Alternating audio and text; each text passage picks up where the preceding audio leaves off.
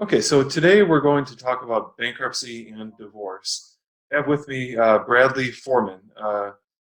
Bradley is a bankruptcy attorney. Brad, why don't you tell people about yourself? I'm a practicing attorney for 35 years in Chicago. The bulk of my practice is in the area of personal and business bankruptcy. I understand there are several types of bankruptcy that a person could file for. What are those? They've principally, most individuals that are seeking to file bankruptcy will file under either Chapter 7 or Chapter 13. And the decision is made in consultation with an attorney based on the amount of assets and the income level and some other factors. In rare instances, an individual might have to avail his or herself of Chapter 11, which is more commonly used for businesses, but in some cases, particularly with higher income individuals, they may have to look at filing under Chapter 11 as well. So, are the bankruptcy laws pretty much the same whether someone is filing for bankruptcy in Illinois or as opposed to some other state?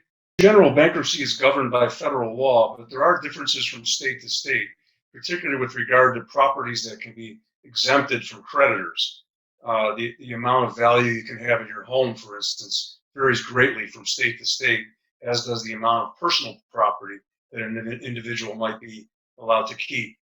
In Illinois, we have certain rules that apply that allow an individual to keep up to $15,000 worth of equity in his or her home, as well as up to $4,000 in personal property. Can you explain to me, without getting into Chapter 11, which is mostly for high net worth individuals in Illinois, can you explain to me the major differences between Chapter 7 and Chapter 13 bankruptcy? Dave, Chapter 7 is often thought of as a straight bankruptcy or liquidation when you don't pay anything back to your creditors and you list all your assets and your income in your federal court papers. Under Chapter 13, that requires an individual to propose a payment plan to their creditors, and that's the amount of the payment is based on different factors such as the income and the type of debts that have to be repaid. The decision whether to file under Chapter 7 or 13 should be made in consultation with an attorney. Ordinarily, if someone was trying to discharge their debts, they would prefer Chapter 7. If they're trying to retain certain properties, such as a house or a car, they may have to utilize Chapter 13. There are some cases where higher income individuals might be forced into Chapter 13 repayment plans, even if they're not trying to retain houses or cars. Okay, so you mentioned some of the differences between Chapter 7 and Chapter 13, but both of those are about discharging someone's debts. Can you explain what it means to discharge debts in bankruptcy in Illinois? In general, at the conclusion of a bankruptcy case, one receives a court order signed by a judge indicating that they are no longer legally responsible for those debts that are dischargeable. There are some debts that are non-dischargeable, in particular in the area of divorce in Illinois and federally. One in Chapter 7 cannot discharge most debts related to a divorce case. In Chapter 13, one may be permitted to discharge certain debts that are considered property settlement that arise out of a divorce case. So this is one area where there's a great difference between the two chapters. I understand. So if someone does believe they're going to have certain debts related to their divorce, it gets even more critical to discuss the matter with a bankruptcy attorney. It would be very advisable to get the advice of a bankruptcy attorney prior to filing the divorce, because there may be instances where it is advisable to file the bankruptcy prior to filing the divorce case. That decision is best made in consultation with both your bankruptcy and your divorce attorney.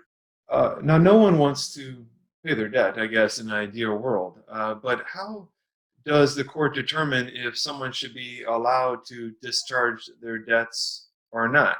For example, if someone makes $150,000 a year and only has $20,000 in debt, would you say that type of person has a good chance of being able to discharge their debts?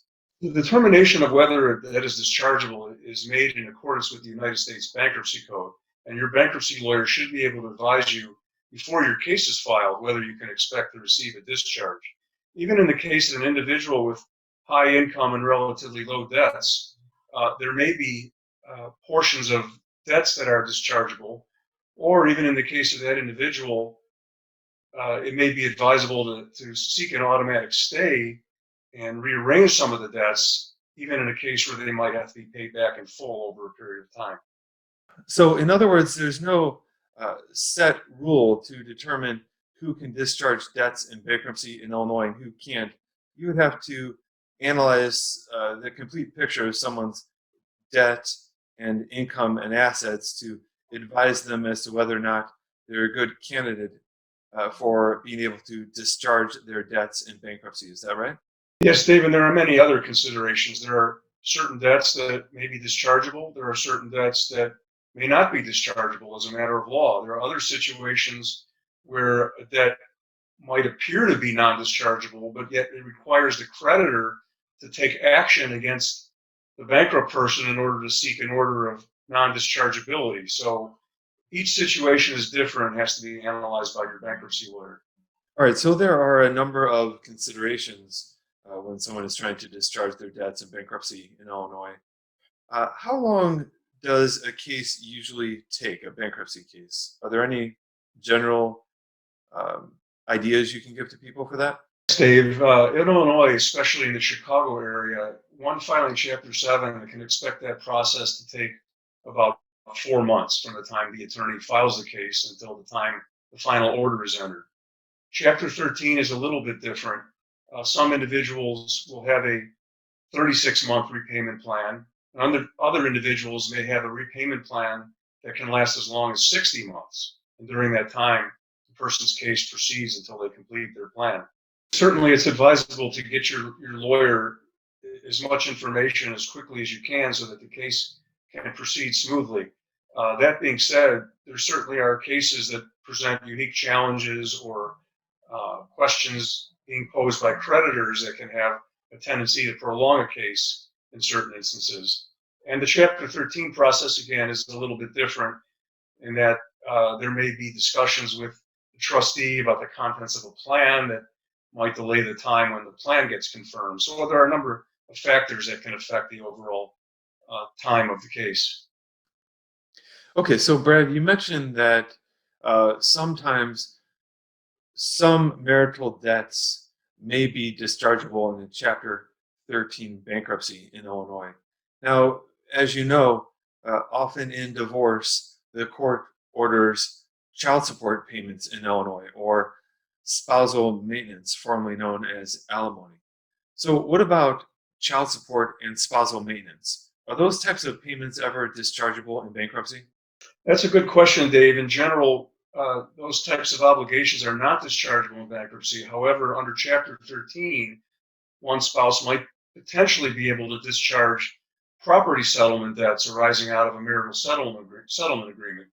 But those details have to be discussed ahead of time with the bankruptcy attorney. So that was a pretty good overview, I think. Do you have any tips that you might like to give people who are thinking about getting divorced in Illinois and also want to consider finding a bankruptcy attorney in Illinois or the Chicago area? In general, Dave, it's always good advice to seek the advice of both a divorce attorney and a bankruptcy attorney when individuals are contemplating filing both, because each case is different, and there may be instances where it's advisable to file bankruptcy before a divorce in order to eliminate many of the issues which would be contested in a divorce case. So the best advice is to seek out the advice of an attorney. I appreciate your time. Thanks a lot. Thank you, Dave.